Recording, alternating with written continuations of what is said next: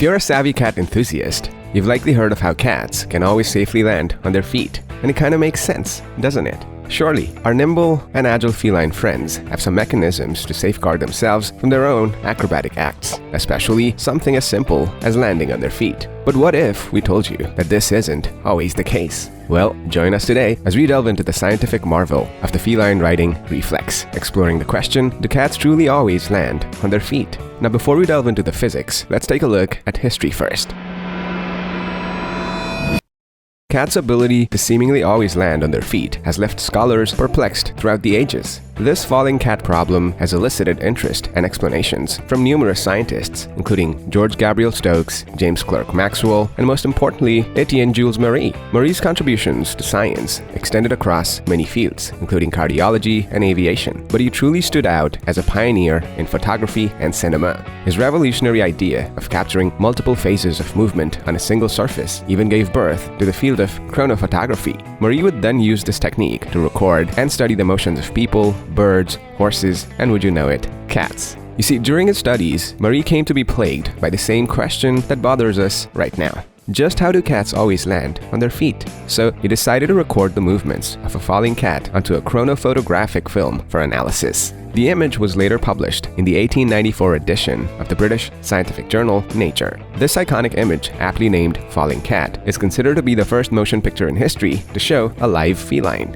What Marie uncovered was that a cat's remarkable ability to land on its paws every time was a result of a harmonious interplay between essential physiological traits and the principles of physics. Now let's actually break down the science of falling felines. The mysterious mid-air movement starts with the cat first determining up from down. While they can use their keen eyesight for this, the primary reliance is on their vestibular system nestled within the inner ear. This vestibular system is the key to balance and spatial orientation for us vertebrates. Once the cat has established its bearings, it's a matter of just 3 simple steps and voila, they land perfectly on their feet. Up first, the falling cat will bend its body in the middle, allowing the front half of the body to rotate about a different axis from the rear. The cat will then tuck its front legs in, accelerating the spin of the front half while extending their rear legs to decelerate the back. This way, the front section can rotate by a remarkable 90 degrees, while the rear end only rotates by as little as 10 degrees. And in the final act of this mid-air ballet, the cat extends its front legs and pulls in the rear ones, seamlessly altering the spin speeds for both halves and gracefully landing on their dainty paws.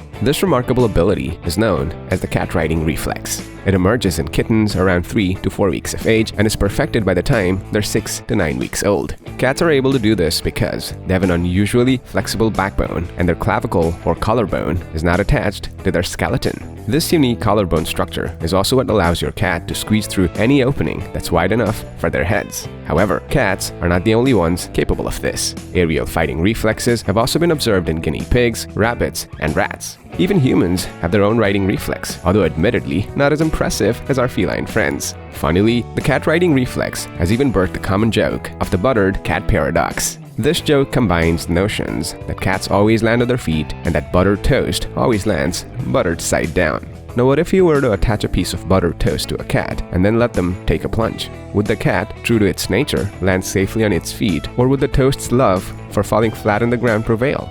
Okay, let's return to the central question. Do cats always land on their feet? Well, not really. You see, the minimum height required for most cats to safely land is around 3 feet. Keyword, most. Not all cats are created equal, after all. Some are just naturally more agile than others. Additionally, a study of feline high-rise syndrome found that after achieving terminal velocity, cats will orient their limbs horizontally instead. This way, they land on their body and the impact is more evenly distributed. We have a whole video explaining high-rise syndrome in cats, so please watch that if you're interested. But simply put, after falling from about 5 stories, cats will no longer land on their feet anymore. So cats don't always land on their feet after all. However, we can estimate the optimal range for the righting reflex to be between 3 and 10 feet approximately. Sadly, this also implies that the righting reflex is not foolproof. Falling-related accidents can result in severe injuries in cats, and tragically, some cats don't survive these incidents. So remember to always be careful with letting your furry friend explore lofty heights. Have you ever witnessed your cat's righting reflex in all its glory? Leave a comment below to let us know. Thanks for watching.